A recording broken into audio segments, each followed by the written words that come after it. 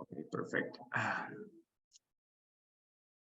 Okay, sbech ich iwanogel lenubin amakin kinja khundutil inshipel enutinamit shalachuk no rino chavalin shala chi ushol kichelach mal rik o una il uleo chi ushol rik chavalil ri wati numara re riwachoch inko o junto shinik rumal kula shik chiri uleo lak. Hello to the Planners of Colors Interest Group of the ACSP, of the Association of Colleges and Schools of Planning. We are so happy to be back as part of our summer roundtable series. As you know, these activities are the result of the interest of our community to engage and learn from our researchers and practitioners in different topics. In this view, we want to thank Clara Irazabal and Joaquín for their support on organizing this panel and for their commitment to POSIC activities. My name is Joaquín Lopez, originally from Guatemala and identified with the Mayan Quichua ethnicity. I am a doctoral researcher at the University of Utah, and I am speaking to you from the traditional and ancestral homelands of the Shoshone, Paiute, Goshute, and Ute, and I am grateful for being in this land as a guest. I am part of the Department of City and Metropolitan Planning, where my research focuses on Indigenous planning and the understanding of the mechanisms that Indigenous communities develop when engaging with settler state planning systems. This particular panel today is titled Decolonizing or Decolonial Planning. As we know, the entanglements of the colonial cultures of planning are embedded in teaching, research, and the profession in general. The ways colonization and coloniality prevails is sometimes in explicit and sometimes in subtle ways. It becomes then our commitment to understand its implications, to navigate in their waters and work, like Sandy Grande says, within, against, and beyond the system to find those alternatives. Those alternatives then need to be in line with the claims for rights recognition and land restitution that many Indigenous communities, nations, and tribes are already communicating around the globe. From the planning perspective, these entails addressing the challenges, not only by approaching the outcomes or the processes, but also the critical analysis of those principles and values that drive us to feel, think, and act. Okay. This then becomes a journey that entails, I'm sorry about that. This then entails a journey that entails addressing the challenges, this then becomes a journey that entails what Catherine Walsh suggests as to learn, to unlearn, to relearn. And it is tied with seeking long-term solutions where sometimes only hope can keep us moving forward. I have the honor today of presenting such a great panel that will talk about the theory and practice of decolonization or decoloniality in planning. They all have been involved in different research experiences and contexts that will provide us with a diverse and wide understanding of the challenges that we face with the prevalence of colonial systems and structures, not only in the profession of planning, but also in the communities we work and live. As part of our panel today, we have Joaquín, a doctoral candidate from the Department of City and Metropolitan Planning at the University of Utah. We also have Maggie, an assistant professor and chair of the Indigenous Community Planning Program at the University of British Columbia. You also notice we also have in our agenda today, Magdalena Novoa from the University of Illinois Urbana-Champaign. But unfortunately, Magdalena is experiencing some health limitations to participate. So we send our best wishes and energy for her to get well soon. With this being said, just a notice, please keep your microphones muted. You can write your questions on the chat and then I can address them, but I also will open the space so you also can just jump in. So I would like to start our panel by passing the microphone to each of our panelists so they can take some time to introduce themselves and talk a little bit about their research and their work they conduct. So we can start with Sua.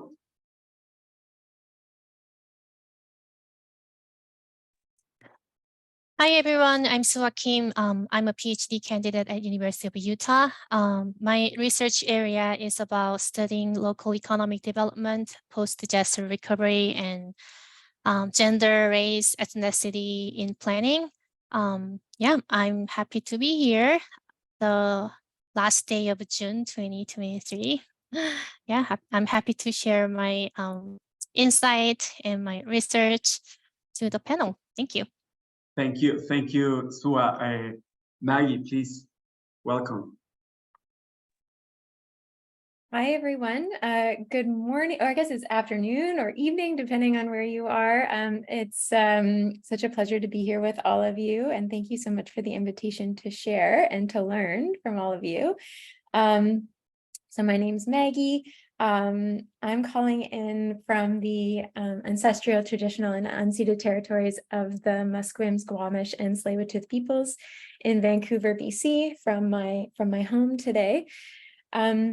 So my work centers around expressions of Indigenous sovereignty. So I'm really interested in how Indigenous folks, my research so far has kind of been focused on First Nations in BC, but how, generally speaking, how Indigenous folks are doing the work of Indigenous sovereignty. And so that could be through governance, so things like negotiated agreements, as well as through planning.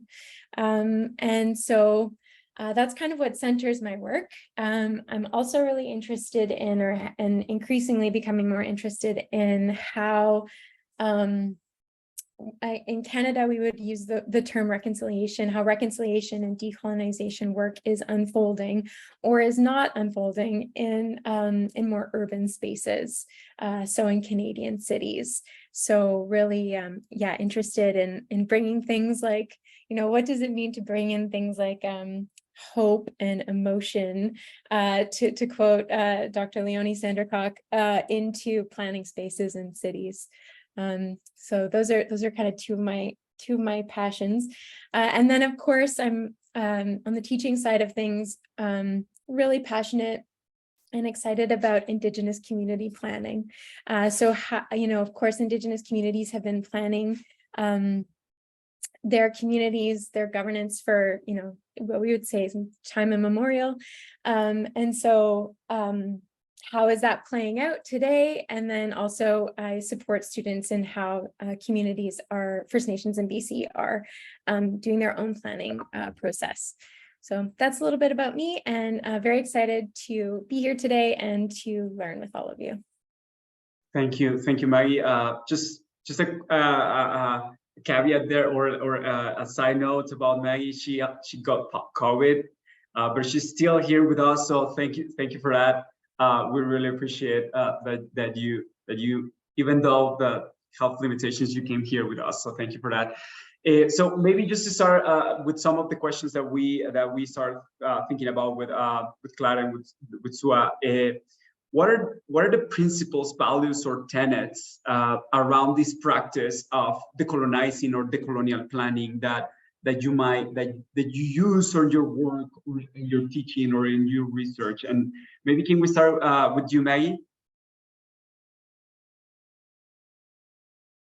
Yes, absolutely. And yes, thank you for mentioning I did have COVID, so I'm feeling a little bit groggy. So apologies if I'm speaking a bit slowly, but I'm here. So this is such a great question. And as I was thinking about, what are the principles and kind of values that I hold around even kind of defining and practicing decolonial planning, is, so one thing that a place that I start from, and a lot of this comes from conversations I have with my students and some of my colleagues who, are come from different places in the world, or non-Indigenous, and I should say that I'm a mixed European and Indigenous ancestry. And so I find myself in kind of spaces, being invited into really amazing spaces with Indigenous folks, and then I'm also a lot in spaces with non-Indigenous folks and mixed as well. So in a lot of those conversations, I talk about, decolonizing work, whatever that means, is for all of us to do. It's going to look different depending on where we're coming from and the work that we're doing, but it's it's for all of that work is for all of us to do. And for me, that work is, I hope comes through in my teaching and my research and in my praxis. But it's for me, very relational, and it's very much about relationships and the time and energy that's spent creating those relationships, both with my, with my students, with my colleagues, with the communities that I have the honor of working with. It's about humility and deep listening.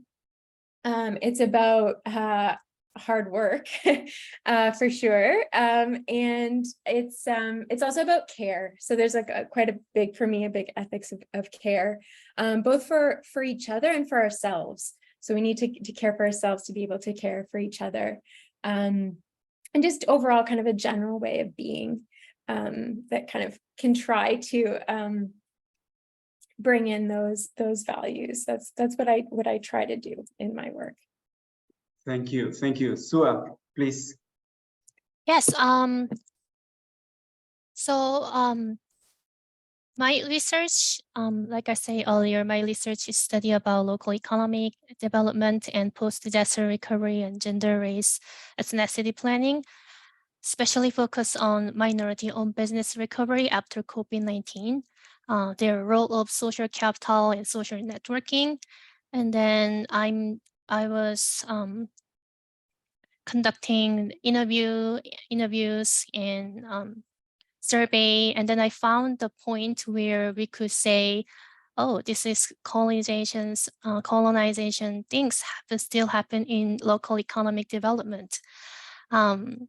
Things like, I've noticed that some of the programs in economic development are actually created by a privileged group.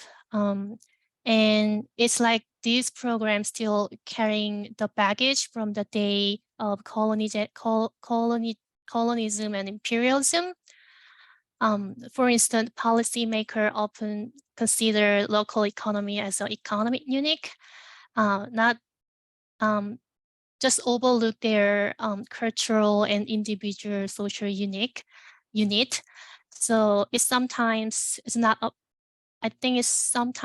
not fair because it ends up affecting opportunity for marginalized community way more. For example, in my dissertation project, I interview individuals working in various organizations such as CBOs, community-based organization, nonprofit, and local economic development department in county and city level in Utah. And there are several ethnic chamber of commerce that support and advocate for recovery for minority-owned businesses. And some participate highlight the barrier they face when it comes to collaborate their recovery effort with organization agency. For example, in terms of economic recovery programs, usually governmental agency often possess their financial power through the grant or loan program for business recovery. However, these small business recovery programs tend to be one size fit all, and lacking the understanding of what could cultural barrier for minority-owned businesses. Sometimes the guideline and criteria are not sufficient for minority-owned business owner to understand and how apply for this program. I think those kind of points, we could say still there's the legacy, lingering legacy from colonialism and imperialism. And another example pertaining to the cultural practice is that I had interview with Pacific Islander Chambers of Commerce, and then they told me the funeral ceremony is very important. which holds significant importance in certain community in their community. So during the ceremony, the business owner may need to temporarily shut down their operations to grieve their losses. So the chair of Chamber of Commerce were working toward the create federal funding for small business owner by collaborating with local bank, but it took a while to make them understand what's the cultural significance behind this practice. So I think the core value of decolonizing planning is centering around not only focus on Indigenous people, but also amplifying marginalized voices, including, historically marginalized community in decision-making process. Thank you, Sua. That was I am taking notes about like both of your answers, and I think that there's like this beautiful connection about like what Maggie was talking about, like relational work, like humility, and how do you engage with the community, and then you're talking about like economic development and how there are like certain cultural elements that are present in this way that economic development takes place, right? And I think I think this frames actually like the next question in terms of how do we think about those analytical frameworks of methodologies when we engage with these communities, because Sua, you were talking about minorities, and it's the group that you most work with, and then Maggie, when you work with the First Nations, it is like we need to think about how those methodologies or analytical frameworks can navigate that tension between like those cultural elements that to a certain extent belong to the community, are part of their daily practice, but on the other hand, they also like engage in all these different activities that could be tagged as Western, modern, or colonial, right? And it is like, how do we do that in a way that actually can provide and inform like these the colonial perspective in the way that we conduct research? Maggie, would you like to jump in? Yes. Yeah, and thank you for framing that, and Sua, for talking a little bit more about your research. I think that's such an interesting space to be in, and really important, talking about that economic development, local economic development space. I think there's kind of two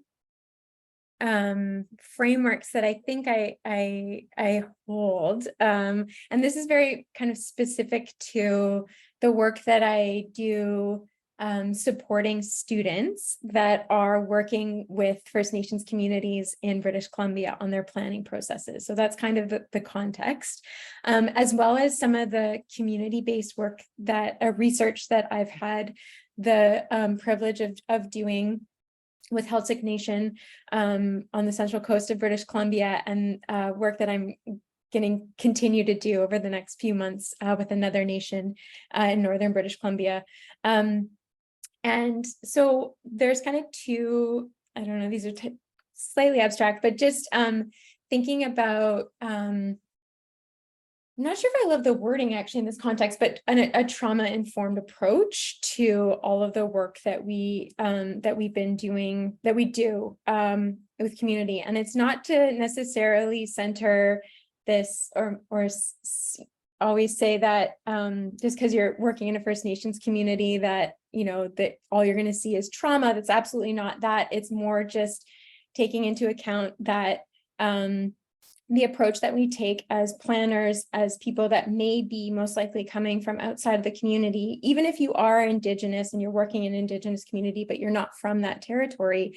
There's a whole bunch of other kind of cultural protocols that can exist there, but kind of taking this approach where you're taking, kind of going back to the things I was saying before, really understanding deep listening, and before kind of talking about all of your great ideas or what you think should happen is really taking the time to just listen and ask questions, and knowing that you might be uncomfortable, or there might be some kind of discomfort that happens in that, but asking those questions and listening and getting to know, again, going back to relationality, getting to know those contexts is really important. And this is important for planners. I think whether or not you're doing work in a First Nations community or not, any kind of space that you're going into, I think that those are important, important things, important skills. And then one thing that I like to do is, my aim is in these spaces is just to try to help people feel like they can bring themselves, their full selves, whatever it is that day, to that space, and to be okay with that. I think can go a long way. And then there's this idea of nested systems, which I really love as well. And the idea of nested systems is that whatever is happening at the micro level, so in your own life, those small interactions that you make every day, kind of they amplify out into the macro level. Sorry, I should have said micro level first. So at the micro level, they go to the macro level. And so we see this, I think, often in many planning spaces, and just to kind of remember that. And so that's where the ethics of care and humility really come into play. I think I got onto a little bit of a ramble there, but that's what comes to mind. No, that was great, because I think that you're talking about like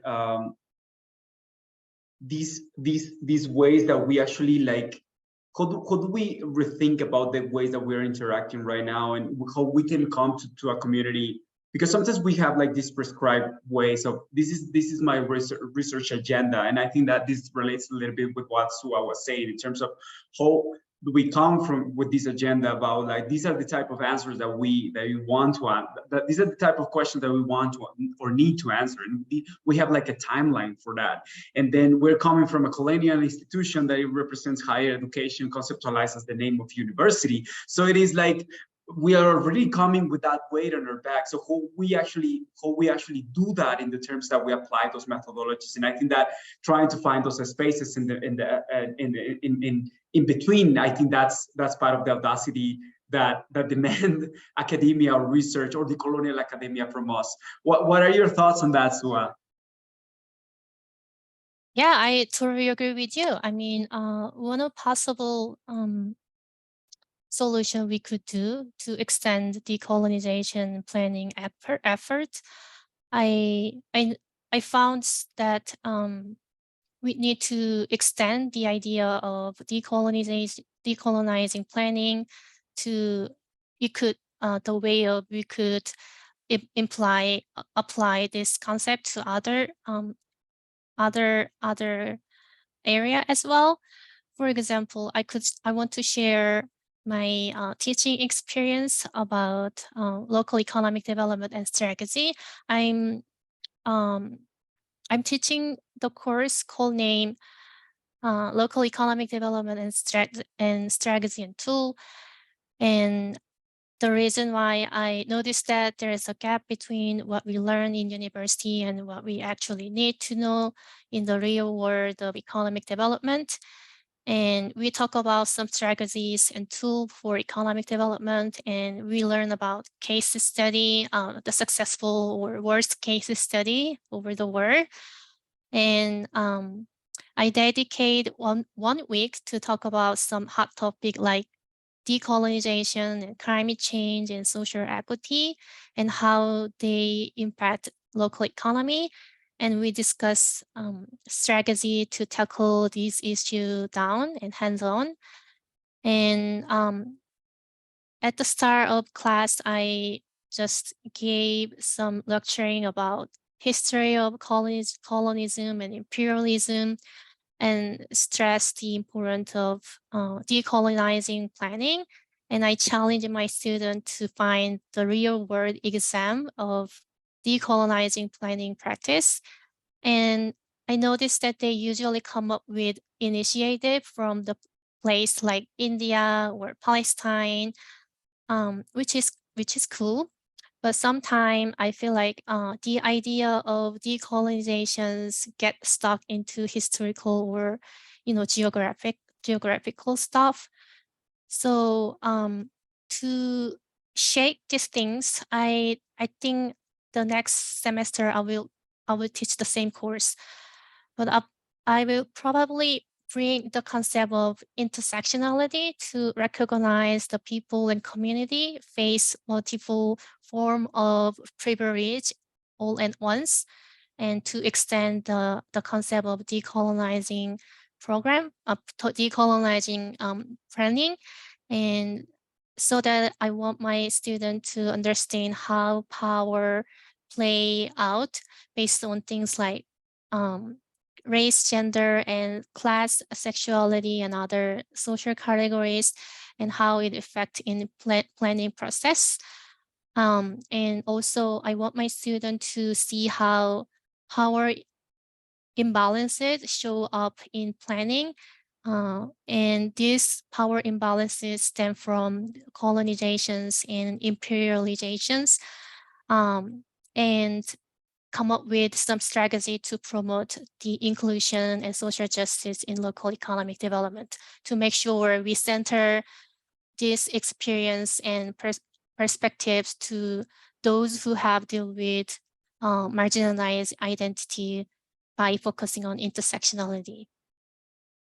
Thank you, Sua. I really appreciate when you say about how decolonization gets stuck in history. And Puerto Rican decolonial theories, Maldonado Torres says that decolonization is actually as old as colonization, right? So that's why one of the schools that I'm very passionate in my research and what I'm doing right now, it's about like decoloniality and coloniality, right? Because they are so in that area of decoloniality, we accept that coloniality exists as an euphemism of modernity.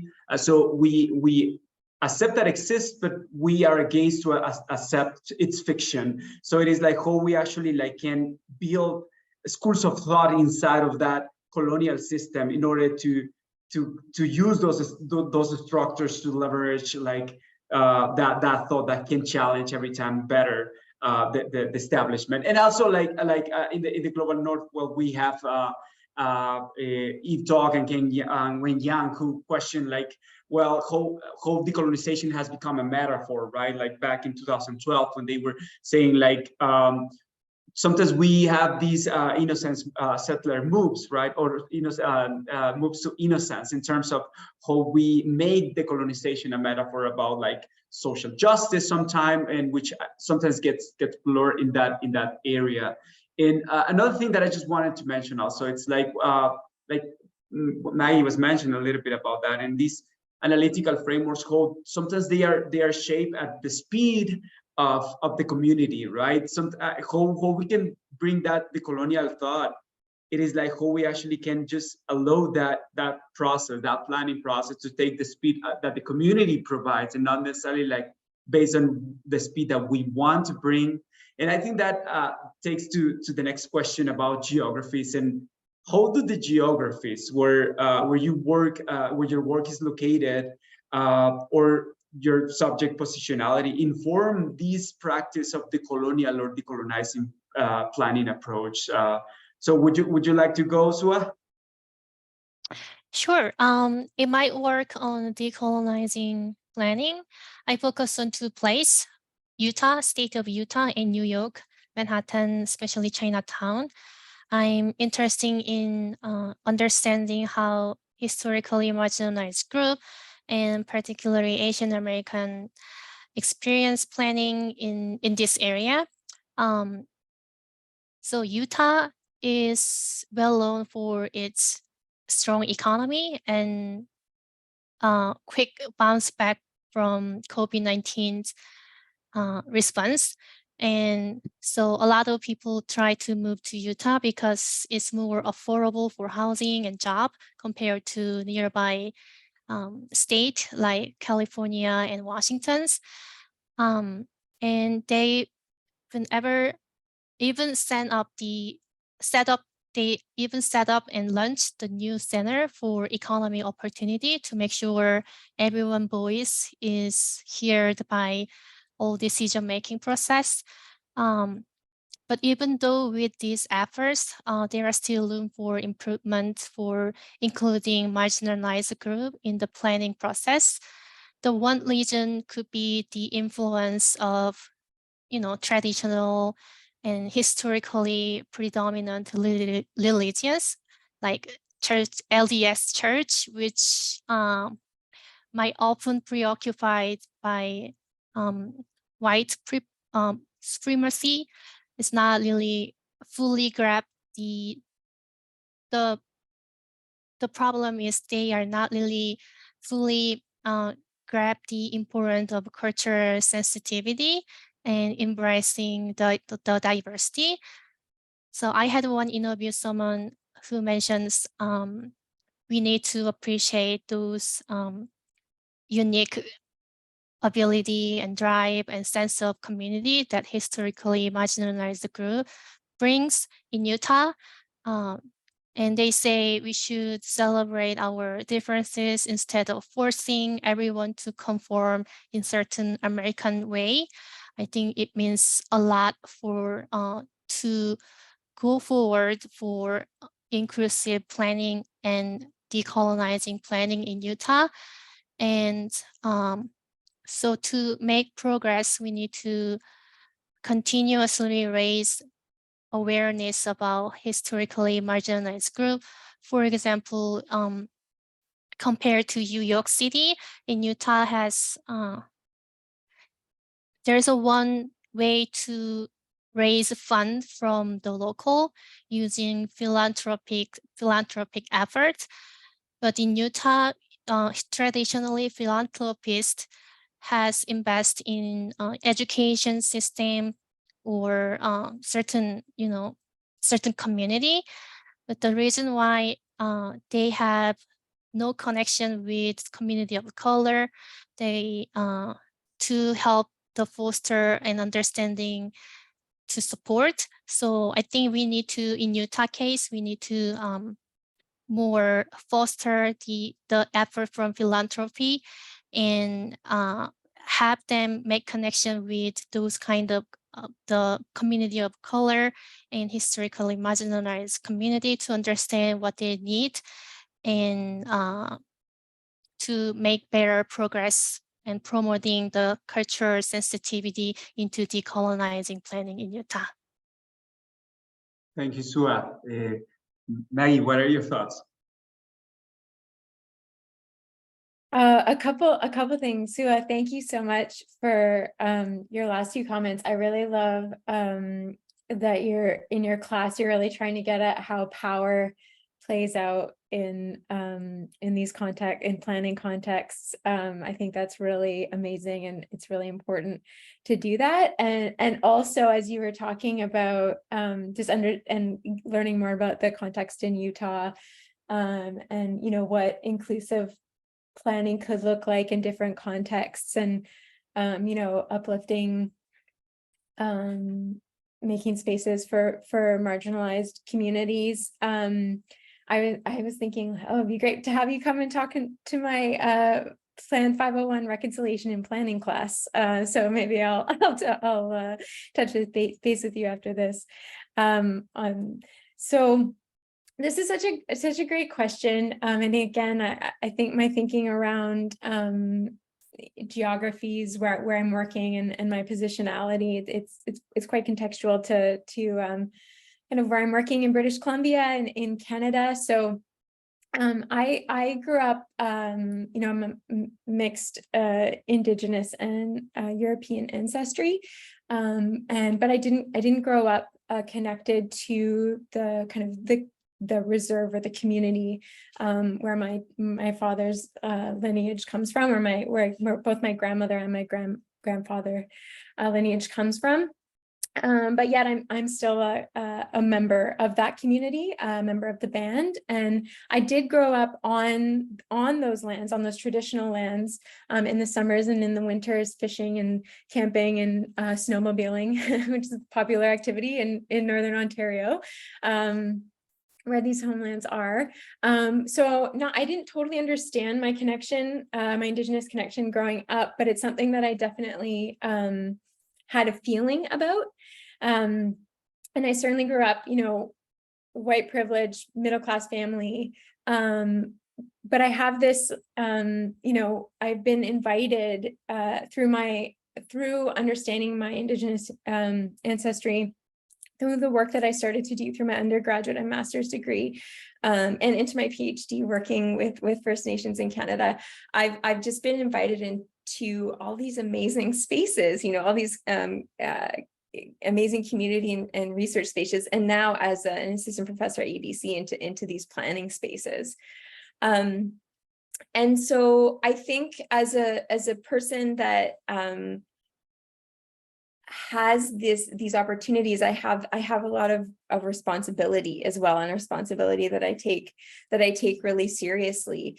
So I'm, you know, I'm Indigenous person from a different place in Canada. So Wikwemikong unceded territory is on Manitoulin Island in beautiful Northern Ontario. I grew up in Sudbury, and now I'm here living on Musqueam, Squamish, and Tsleil-Waututh territory, and a lot of my work happens on Musqueam territory. And so I have a responsibility to really understand the lands that I'm on, and understand and get to know Musqueam, and get to know you know, who they are, because they've been here. They've been here for time immemorial, for thousands and thousands of years. And so this is a responsibility I take really seriously, and also one that I try to encourage as much as I can my students, and even now my colleagues, to do. And there are ways of doing this, and there's ways of doing this learning without burdening the nation.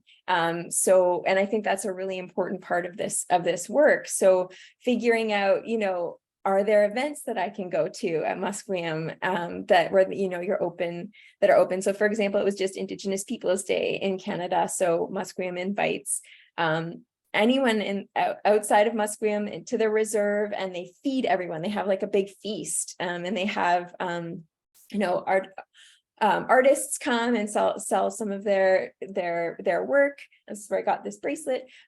So there's ways of doing that work that I think are really important, and are all part of, and really they help support. If you're here in this place, you know, a planner, a teacher, doing that work of learning where you are, it supports like decolonizing your practice. Thank you for sharing that, Maggie, because I think that you're mentioning about like those elements that are outside of the conventional planning sphere, that sometimes we as planners understand that what planning is from this Western perspective, and we try to comply with those activities and follow that. But then there's all these elements that are happening outside of planning, and because we don't see them as part of that process or outcome, we normally find hardly difficult to relate with. And I also want to go back a little bit with what Sua was saying about place. I think place, well, we have place as research from Talk and Mackenzie. We also have land and pedagogy from Lee and Simpson, or that informs like what place represents in terms of the relationship with the land, with the skies, with the sentient beings. And I mean, I think that when it's contextualized in the geography, I think that's more powerful. Like in the experience that I have had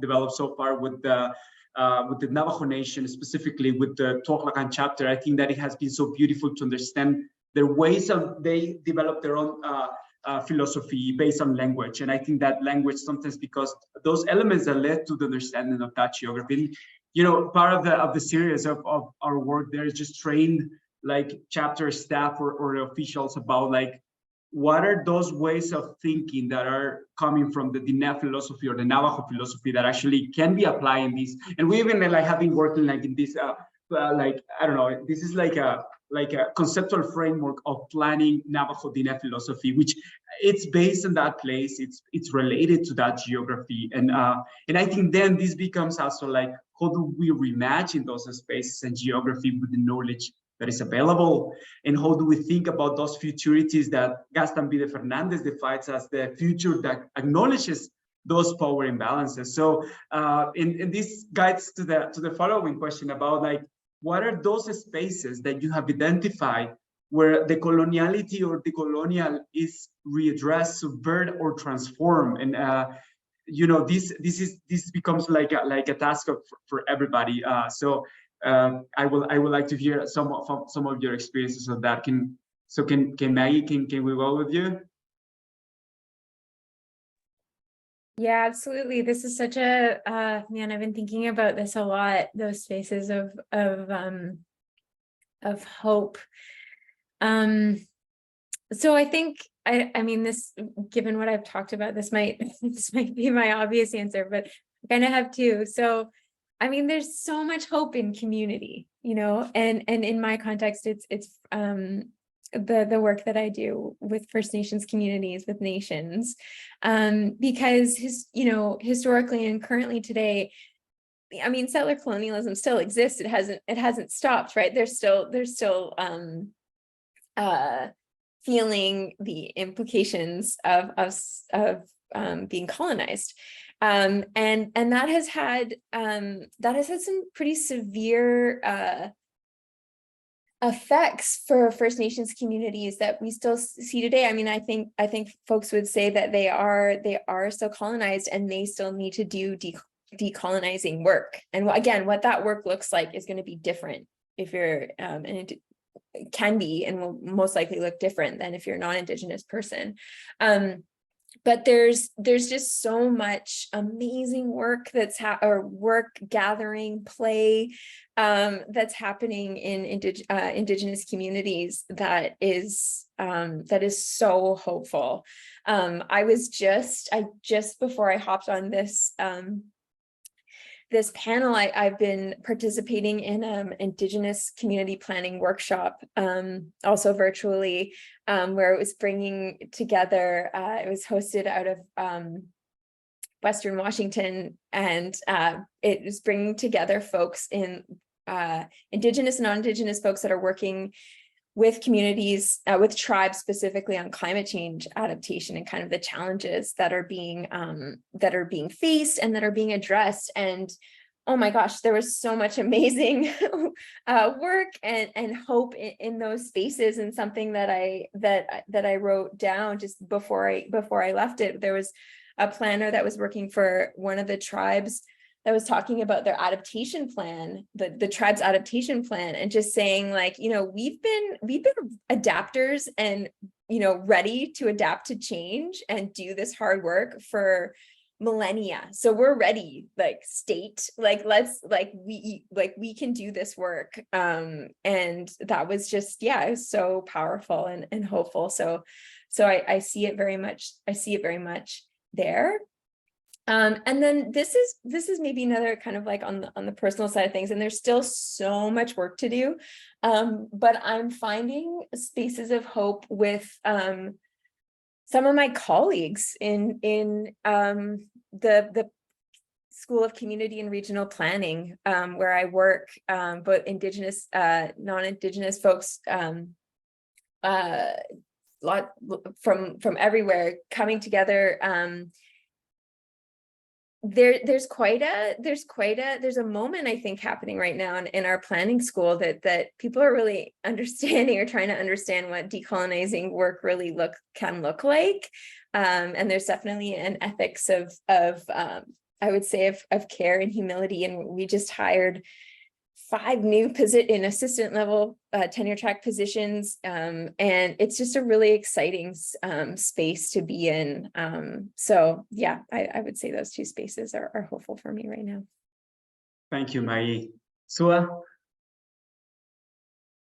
Yes, my answer is more of lean toward the place we hope for and need to address I think it's very important to go beyond just addressing the historical impact of colonialism and imperialism when we talk about decolonizing planning. I mean, we need to look for the place of hope where we can actually make the difference and transform the colonial conditions. One place of hope is the local economic development, what I'm doing, by increasing recognitions and inclusion of marginalized voice in planning, by such as, centering their knowledge and unique practice when it comes to business operations. I think we can challenge the old narrative and power structures that keep colonial legacy alive. And also, I think the other thing could be educational institution and research organizations, which I'm trying to implementing in my course, decolonization's concept in my course. That can be the place for hope too. For instance, by teaching critical perspective and framework, doing research that challenge the old way of thinking, and partnering with marginalized community. So education institution can make the big impact on planning, practice, and knowledge productions for decolonizing planning. Thank you. Thank you, Sua. I have many thoughts about both of your answers, but I would like to open the space for our audience if there's any question that you would like to ask for some of our panelists. I'm just going to give a few seconds. If someone is interested to or have a question, please just raise your hand, and you also can participate and be part of this.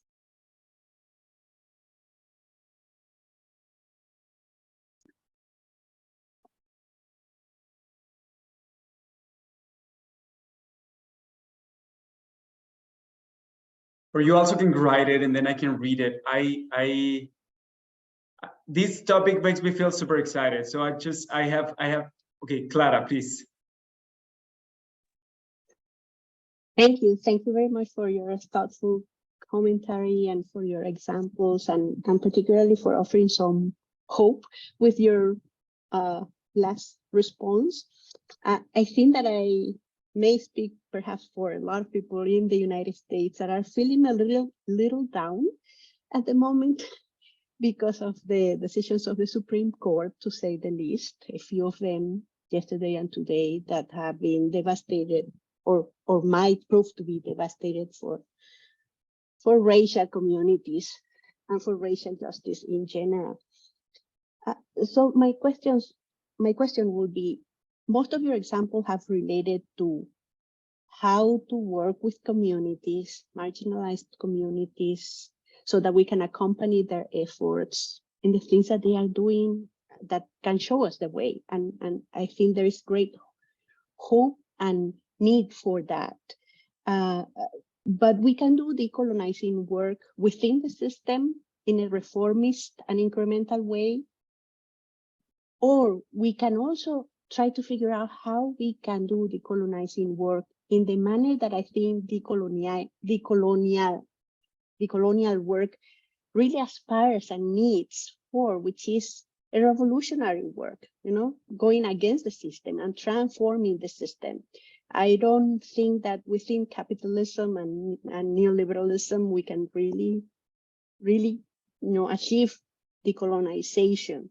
And as we think about land, for example, decolonization really challenges the regimes of private property, for example, and really brings forth the question of reparations.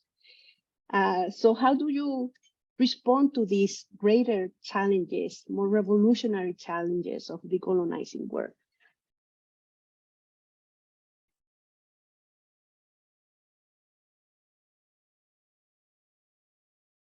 I can take an attempt at that. Thank you for that really important question, Clara. Is it about transforming, or even that incremental change within the system, and or how do we change things in a really significant way, and let's say quickly, and that's a tension. I think that's such an alive tension, and such an important one, because people's like lives are at stake, truly, and so I get this question a lot from, or conversations come up about this with my students, and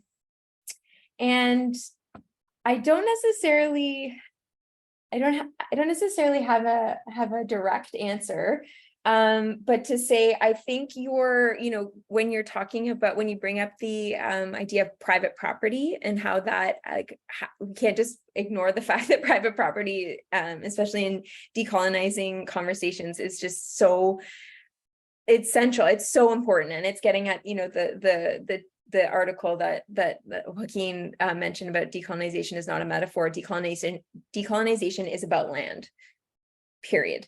And so I think in terms of, this example is kind of in between that, big transformation and incremental change, but there's work happening both in the United States and in Canada about what the work of tribes and nations are doing to take back their land. And so there's an example, and again, this ties to planning and is more on the incremental change, but I look for it as a hopeful space. But in cities where there's now voluntary options for folks that own land to actually pay an additional tax on their land that goes directly to the nation, the local nations or nation whose territory that city is on. And I know that there's other really amazing examples of land back happening in California, but I think more in the urban context as well. So I look to that kind of work when I'm getting down on how do we transform these systems? Like it's so hard. And then the other thing I'm trying to do a little bit more and will continue to do in my teaching is really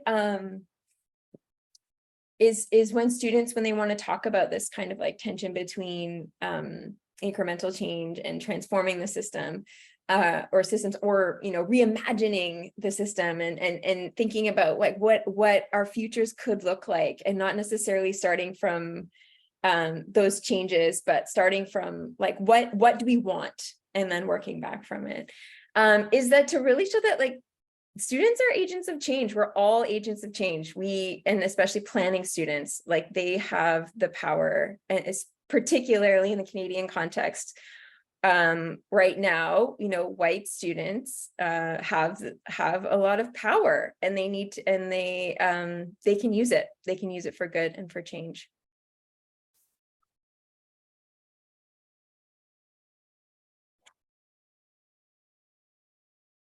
Yeah, I just try to implement the question into my research area. How do we transform our system?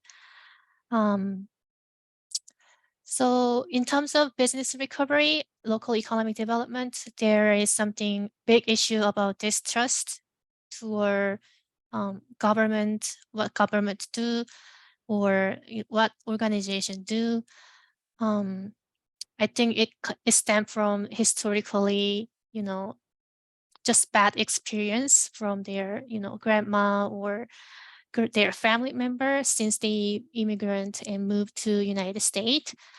And those distrust issue, the issue of distrust is really hard to resolve for many reasons.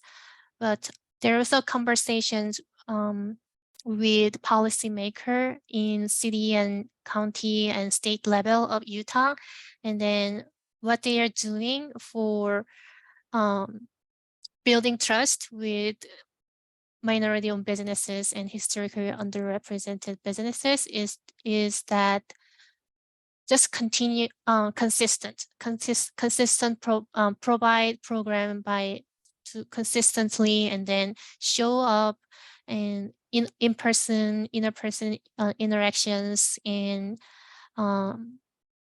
those kind of hands-on program they expect to have some significant impact and change of distrust toward the government. And yeah, those kind of things I just come up with my mind. Thank you, Sue and Maggie. And I think I just would like to add in terms of property, right? That is also what has been questioned from the perspective of planning and from the perspective of Indigenous critical studies. And I think that one of the things that is also discussed is like, what are the benefits that private property brings us in society? And this is something that Apprentice Dantzler discussed a lot in terms of what are those benefits? Because I think that the construct of private property is just a technology that actually brings those benefits. So it is like how we can understand that those benefits can be also be received by not necessarily private property, but by other ways of relating with the land. And I think that when we put that into perspective and we say, okay, it is not about private property, it's about the benefits that we receive by developing private property. I think that challenges a little bit more the conversation about like, okay, what are the alternatives for private property? When Maggie was mentioning about like renting, yeah, land back actually sounds like renting, to pay rent, about like this allocation of some type of institutions that I place in some area that, if we want to take further those efforts for land acknowledgement, what else can be done in that process, right? And I think that at the same time that these areas are emerging, and what are the alternatives for relating with the land, that is also like that construct of private property is every time being more put into question and say, is that what it's actually bring benefit to everyone? Yeah, so I wanted also Sherilyn asked a question, and then she said that it was that Clara, that Sua and Maggie gave really good examples about that. So I would like to approach Nazanin's question, and she was wondering if you could share your insights on how planning and design pedagogy can center Black, Brown, and Indigenous histories without extracting from the community, and instead create a communal space where we could all labor together.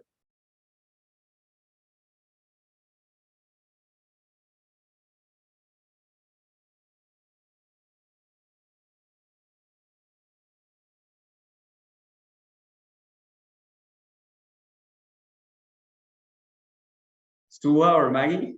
I can start off, Sue, if you have any thoughts on that. I don't want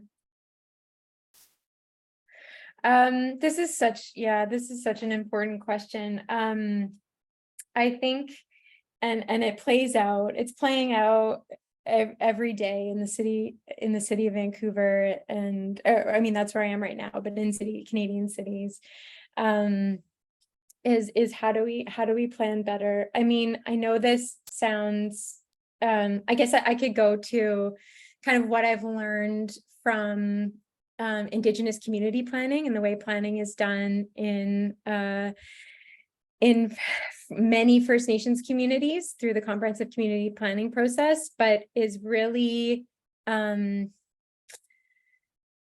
if you are a planner in these spaces, and again, there's many constraints that can be put on planners, but putting that aside, is really starting from trying to understand where folks are coming from and starting with the planning process or the pedagogy, whatever it is you're doing, with not with oh, okay, I think we know what the answer is, what people think of that, but starting very much with engagement and listening to what possible solutions could be from different communities. And again, how that process plays out will be very contextual, and depending on the different histories, but that engagement about what the question is, or what even, you know, the problem is that people are getting together to solve, like reframing even what the problem is and understanding it differently could and does often lead to different outcomes. So I think starting there, and in terms of doing it in a non-extractive way, I mean, this is such a challenge, because I'm not, you know, we have to be realistic. I think there's communities definitely, you know, communities of color, Black, Indigenous, that have been just, you know, asked so many times, so many questions from maybe city planners, you know, or we'll come in and do some interviews, and then people come in, and this happens in research all the time, and people come in and then leave, and then you're left, you know, and these communities are left with no answers or any kind of communication. And so for me, the big thing is really relational, and again, as best you can, so building these relationships with these communities, however defined, because communities, that's it, there's so many ways of defining community, but building those relationships as best you can from the get-go, and knowing that it's going to be a long process and sometimes lifelong, is kind of where I start and where I come from with that. Thank you, Maggie. Is there any other question by the audience? Oh, Sua, do you have any other comment? Oh, yes. I think so from the conversation with my interview, from diverse community, and I noticed that there's not that many distinguished things to understand certain community. For some reason, for example, some people say, oh, Black community are more proactive for disaster recovery, and others not. But I would say there's no such thing like that. It depends on individual and individual circumstance and individual thought or individual experience. So I would say when we try to teach students, it's better for understanding of intersectionality rather than, you know, certain community. So because of nowadays, pretty much they are suffering, all community are suffering the same level of disaster and then disaster recovery and same level of circumstance. So I would say if we want to create communal space where we could all labor together and just let them know about intersectionality, the concept of intersectionality, and then try not to. I would not try to separate the community, the category in the class. Thank you, Sua. That's super insightful. And please, Clara. I would like to go back to something that Maggie raised in a previous response, and that is the issue of imagination. I think that education in general and at all levels, including planning education, cripples our imagination. Our planning students are very eager to respond to what they conceive as the actual constraints that they have in front of them, given certain policies and programs and budgets and political circumstances. And they have a hard time and sometimes even resist imagining different worlds. Maggie was saying, we need to figure out what is it that we want and then backtrack from there and figure out what are the steps that we need to get there. Do you have recommendations on how would you encourage, inspire, and go about, you know, practicing imagination with your students?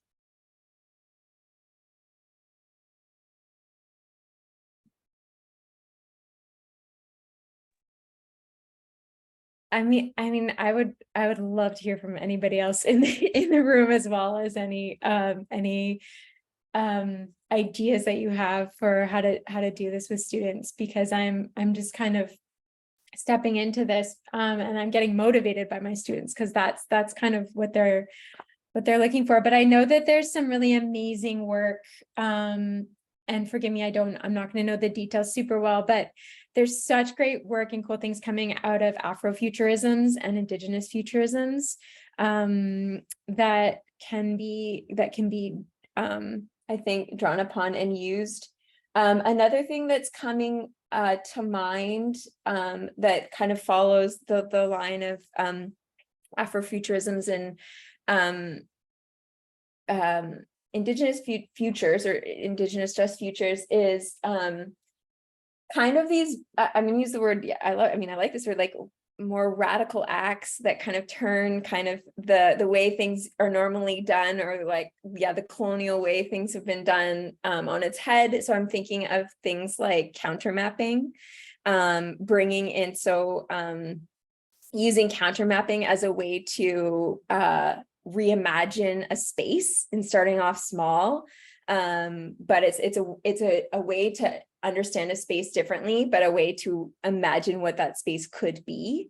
And again, not necessarily, it's not to say that starting from history isn't about, it can be a good thing, but what if we just parked that history for a second and we actually just thought about, okay, we can start, where do we want to start from? And going backwards, like I was saying. Yeah, those are some examples that come to mind. I'm sure I'm going to be maybe thinking later today, like, oh, in this example I should have said that. But that's what I've got. I'd love to open it up to any other ideas on how we, how do we get creative? How do we bring in like the arts into planning in a much more clear way, creativity, music. I'm thinking care, emotion. I'm thinking a lot of Leonie Sandercock's work on this.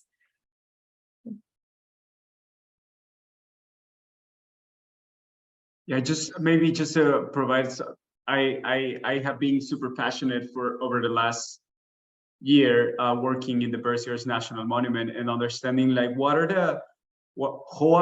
how these 5 tribes make the claim for this land of reservation, and then that becomes like a whole new model that serves for other tribes, and that entails like a lot of imagination. But I just want to focus like in some particular experience that took place there, that it was whole tribes actually engage in a artist in residence project with the Bureau of Land Management in order for they to provide concerts and to play music. So this is like a Navajo jazz band that actually like went to visit the elders, listened to the elders, created like some workshops, and then play some concerts in that land. So like what that conceptualized, that is knowledge, that is relationship with the place.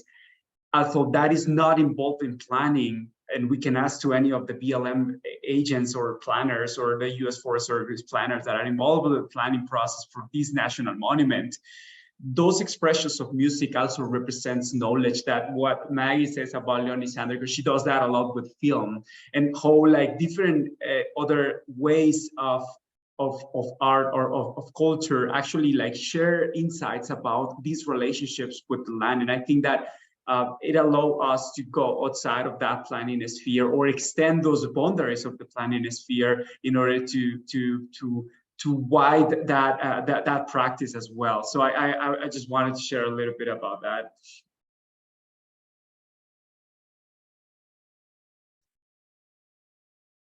Sua, do you have any other comments about that question? Not really. I mean,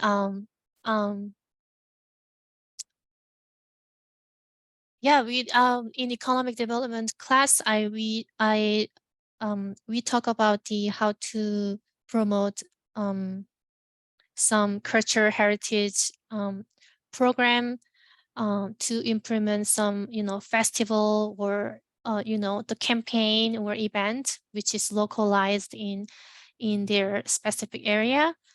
Yeah, I just touch some strategy and tool to, still advocate and advertise those kind of local events. But I need to think about more about how we bring students to be creative and more, make them activate about this topic.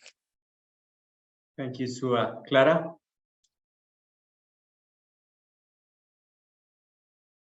Oh, you're muted.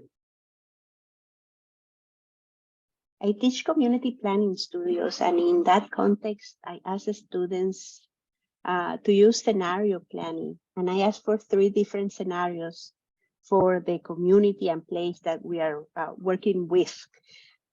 And the first scenario is the status quo scenario. If we continue business as usual, where would that take us in 10 more years? So they have to do some forecasting for that. Then I asked for a reform scenario. If we take the best practices that we have available, not only locally, but in the world, how far will we get in 10 more years regarding tackling climate change adaptation and mitigation, or affordable housing, or whatever other challenges we're facing? And they realize that even with the best of ideas and policies and programs and projects in place, we don't get very far. And sometimes the problem grows faster than whatever reform gets to solve. And then we move to revolutionary scenario. And they are always very timid, very hesitant to think outside the box and to try new ideas and to be really daring and to really subvert the status quo. But once they get, gently pushing on my part and a lot of encouragement, some things start to come up that are really fascinating and really can bring us about the different world that we truly envision and hope for as planners. So once we have that image in front of us, then we do forecasting, which is figuring out what are the steps that are necessary to get there. It is a wonderful exercise, a necessary one in all planning programs, I would argue. Humbly, it can be done in different models. This is the one that I have found. But unfortunately, we're still lacking in the realization that we need this practice and variety of methods to go about it. Yeah, and I think that also that's part of this process of how we approach planning pedagogy and the colonial approach, right? Because we were taught about what planning is and what is not, and sometimes that even has been written into JPL about like what is planning and what is not. So and I think that challenging those ways that we conceptualize planning, it is part of our work. It is part of how we say, okay, it is like this process that we have been engaged with the community. That's their planning process. Who are we to decide, oh, that's not planning, right? So it is like sometimes it gets, and even like that process of decolonizing, sometimes it gets like also like very, very black and white in terms of who is the one who defines if that is actually a decolonial tool, right? Because I think that sometimes there might be many scholars who might see like some efforts of indigenous communities, but they might see it in this critical perspective of that's still like super colonial, even though the community sees that as a gain, right? Or even the community sees that as progress. So it is like how we actually engage that in a different way. And I think that I just would like to call a little bit about like what Eve mentions about the theories of change, which is like she refuses to keep talking about the suspended damage that we have created in the communities, just talking about the bad things. And now she tries to focus on those theories of change that actually are enhancing those communities to move forward and telling the good stories about it. Yeah, just some thought on that. Thank you, Clara. Thank you, Maggie. Thank you, Sua. I think we're over time, but so excited to be here. I think that this conversation can keep going, and thank you also for the people who attended this session. And on behalf of the Planners of Colors Interest Group, we want to thank Sua Kim and Maggie that were able to provide us with their expertise and insight in this very tough topic that is the colonial planning or decolonizing planning. So I just would like to give some space for each of the panelists to say something for the end of our session. Thank you. Thank you so much for the invitation to come and speak about and learn from all of you. These are such great questions about how do we decolonize planning. It's a very active and important questions. I'll do a little plug of Leonie Sandercock's latest book. Sorry, I'm on blur. You can't really see it. I'm gonna have to unblur myself. It's actually speaks to a lot of the questions that have been brought up today around how do we plan differently and and what ways of being can we bring to the work that we're doing that could hopefully help to transform these systems and talking about reimagining. How do we reimagine? So I'll just, I'm reading this book right now, and now that I have COVID and I can't go anywhere, I think I'm going to get through it in the next few days, which I'm excited about. But it's just bringing me a lot of joy and a lot of hope. So I'll end with that plug, and just thank you for inviting me into this space. It's been such a delight and honor to be here with all of you. Thank you. Yeah, same as well. Thank you for having me in this amazing panel, even though my research area might not directly, related to decolonizing planning, but I do think that we need to, think about decolonizing planning in every research area. So yeah, it was happy to be here, and then I learned from you a lot, and I need to more thinking about decolonization planning deeply, and then try to find a way implement my research and the way to teaching to the student. Thank you, Sua. Thank you all. Then on behalf of the POSIC, thank you so much for attending, and please have a great weekend and a happy 4th of July. Yes. Bye, everyone.